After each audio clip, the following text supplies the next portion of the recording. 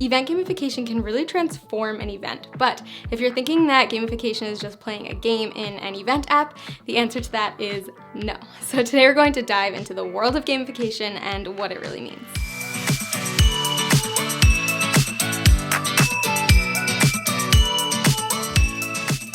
Hey everyone, it's Katie here with Endless Events, and you might have heard about the benefits of gamification and how it can really boost your audience engagement. So that is correct, but only if it's done the right way. So we've all probably experienced how games can be a little bit addictive when you're playing. It seems like you're losing track of time, and that is because you are getting instant feedback, a sense of productivity, and a sense of optimism that you can win.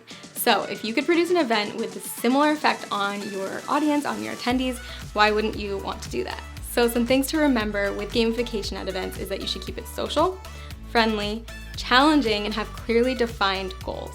So this should correlate with attendee behavior, such as arriving on time to sessions, engaging with event sponsors, and networking with other attendees. And you can also have motivators that are both intrinsic and extrinsic. So for example, you could give away an iPad, you could have a leaderboard displaying names, or you could give shout outs on social media.